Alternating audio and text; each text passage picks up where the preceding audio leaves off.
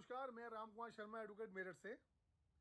भारत में बहुत बड़े बड़े विश्वविद्यालय हुए हैं जिनसे निकलकर छात्रों ने पूरे विश्व में, पूरे भारत वर्ष में अपनी विद्वानता साबित करी है। बड़े बड़े साइंटिस्ट हुए हैं जो समाज को नई दिशा, नई रोशनी, नई चेतना लेकर आए हैं। लेकिन आधुनिक भारतवर्ष में पिछले कुछ वर्षों से एक नया विश्वविद्यालय का जन्म हुआ है जिसको सत्ता और विपक्ष मिलकर चलाते हैं। इस विश्वविद्यालय का नाम है व्हाट्सएप विश्वविद्यालय। जी हाँ, व्हाट्सएप विश्वविद्यालय। इसके छात्रों के आगे जो किस विश्वविद्यालय से छात्र निकल कर आते हैं, उनकी तर्क शक्ति के आगे किसी की तर्क शक्ति काम नहीं करती। सारी विद्वानता खत्म हो जाती है। कोई इतिहास नहीं होता, कोई साइंस नहीं होता, कोई सामाजिक व्याकरण नहीं होता। जो उन्होंने कह दिया वो सही होता है। और इसमें इतना जबरदस्त एका होता है कि अगर सत्ता पक्ष के लोग हैं और सत्ता पक्ष का कोई तर्क निकल कर आया है, कोई संदेश आया है, तो उसके समर्थन में जितने भी गुरु भाई हैं वो सब एक साथ हो जाते हैं। अगर विपक्ष के संबंधित कोई मैटर है तो उसके समर्थन में लोग आ जाएंगे और कोई तर्क वितर्क होता ही नहीं है। इसमें कोई मानता तो है ही नहीं, ना कोई किसी की सुनना चाहता है, बस अपना तर्क समझाना चाहते हैं। इसके जो पालनहार होते हैं वो अलग अलग जिलों में एक एक आदमी हेड हो जाता है इसका, जो आगे इन सब चीज़ों को फैलाता बढ़ाता रहता है और हम उसमें उलझ के रह जाते हैं। अब क्या होता है, इसमें एक नई परंपरा चल रही है। किसी भी राष्ट्रीय ख्याति प्राप्त व्यक्ति के ऊपर आप अनगढ़ आरोप लगा दीजिए, सब चलेगा। उसके समर्थन में चाहे वो बात सही हो चाहे वो बात नहीं सही हो, समर्थन में तमाम लोग आ जाते हैं जिनको कुछ पता नहीं, ABCD नहीं पता होती है हिस्ट्री की या जो है किसी धार्मिक इतिहास की या सामाजिक व्याकरण, कुछ नहीं पता होता। फिर भी अपना अपना ज्ञान बांटे कि व्हाट्सएप यूनिवर्सिटीज ने कह दिया है, गुरु ने कह दिया है। इसका पालनहार कौन होता है? सत्ता के नशे में डूबकर, क्योंकि फंडिंग जो होती है सारी ये सत्ता की होती है। विपक्ष तो उसमें धराशायी कर दिया जाता है, विपक्ष को कोई ज्यादा तो जो नहीं देता। लेकिन मैं आज ये प्रश्न क्यों कर रहा हूं आपसे, सवाल इसलिए बन रहा है कि जब हम इस व्हाट्सएप यूनिवर्सिटीज के छात्र निकलकर किसी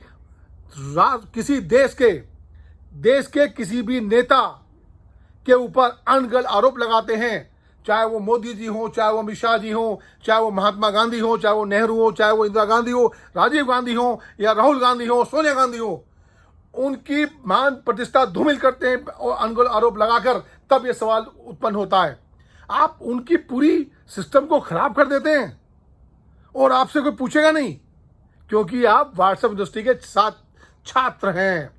गुरु भाइयों का आपको समर्थन मिला हुआ है। लेकिन सवाल जब होता है जब आप उनके चरित्र हनन करने लगते हैं। मैंने ये इसलिए आज इस पर मुद्दा उठाया है कि 2017 में मेरे पास में एक मैसेज आता है व्हाट्सएप यूनिवर्सिटीज के माध्यम से कि मोदी जी और अमित शाह जी और उनके परिवार में ट्रायंगल दिखाकर एक चरित्र हनन करने की कोशिश की जाती है। यह भी बताया जाता है कि मोदी जी और शाह साहब जो है ये एक समुदाय विशेष के हत्यारे हैं।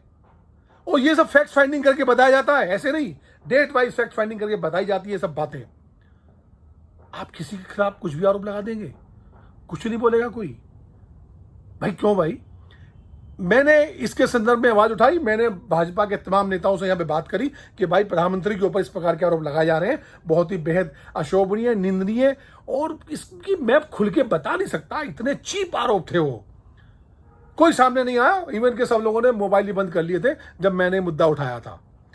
मैंने एप्लीकेशन ड्राफ्ट करके SSP मेरठ जो उस समय मंजिल सैनी जी थी, उनके माध्यम के पास में गया। उन्होंने उसमें जांच कराई, 3 दिन में जांच रिपोर्ट आई, उसका मुकदमा पंजीकृत होता है थाना सिविल लाइन के अंदर 431/17, 153A, 505 IPC में 67A, इसमें मुकदमा पंजीकृत होता है। हाई कोर्ट तक मुझे जाना पड़ता है इसमें कार्रवाई कराने के लिए, तब जाके इसमें कार्रवाई होती है। फिर भी पुलिस जो है बचना चाहती है इस व्हाट्सएप यूनिवर्सिटीज के ज्ञान से, ज्ञानियों से। मैंने पीछा नहीं छोड़ा इन लोगों का, मैं फिर भी लगा रहा। दोबारा चार्जशीट लगवाई राज्यपाल महोदय और DGP महोदय की के अनुमति के बाद, फिर दोबारा इसमें उनका इंटरफेयर हुआ, तब ये चार्जशीट लगी है। अब ये चार्जशीट मेरठ की ACM कोर्ट में चल रही है, इस पर अब मुकदमा चलेगा।